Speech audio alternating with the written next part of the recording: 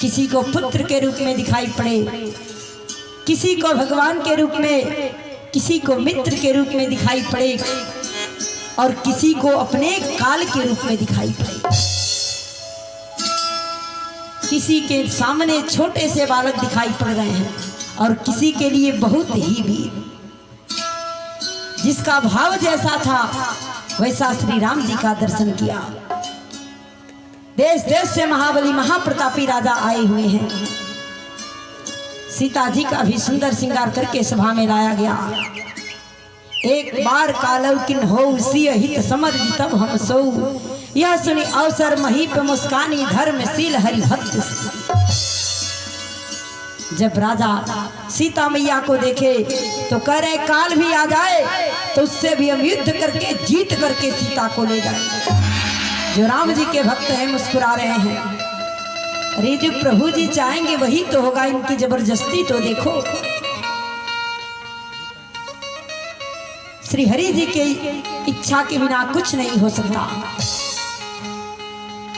हर किसी को एक बार अवसर दिया जाता था।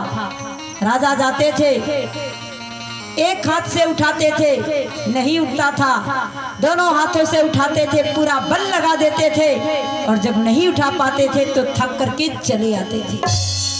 दूसरे राजा जाते थे तो तीसरे राजा कहते थे कि हे भगवान, यह धनुष हमसे उठ जाए, इनसे ना उठे और सीता का विवाह हमारे साथ हो जाए। ऐसे चलते थे कि अपने इष्ट देवता को ही प्रणाम करना भूल जाते थे। एक से बढ़कर के एक वीर आए हैं।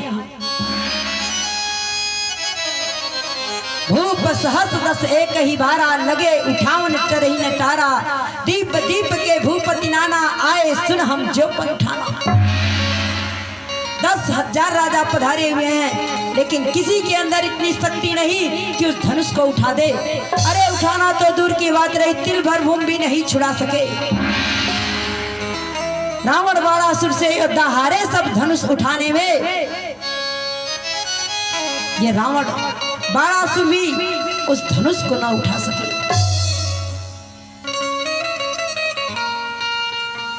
देव धनुज धरी मनुज शरीरा, पिपिल वीर आई रण धीरा। जनक वचन सुनी सब नर नारी, देख जान की ही भय दुखारी। राजा जनक जी खड़े हो गए। देवता राक्षस सब लोग मानव देह धारण करके आए हैं लेकिन किसी के अंदर इतनी शक्ति नहीं है कि इस धनुष को उठा दे। अरे मैं बड़ा वीर हूं, मैं बड़ा वीर हूं, कहां गई उनकी वीरता।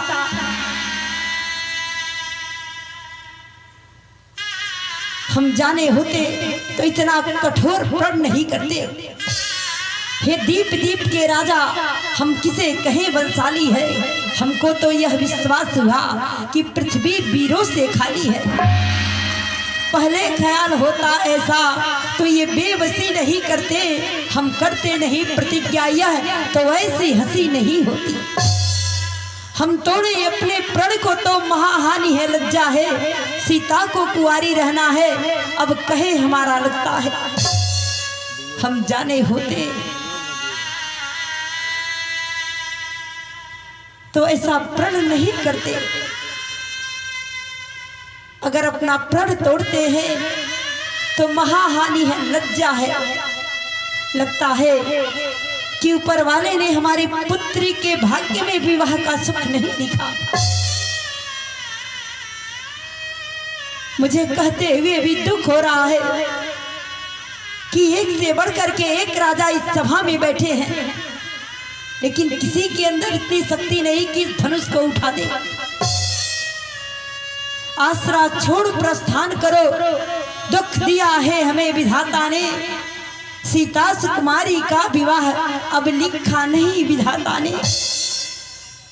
क्यों बैठे हो, अपने राज्य को लौट जाओ।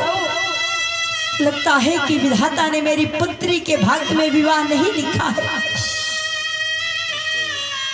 जब राजा जनक जी के वचन को सब लोग सुने तो दुखी हो गए।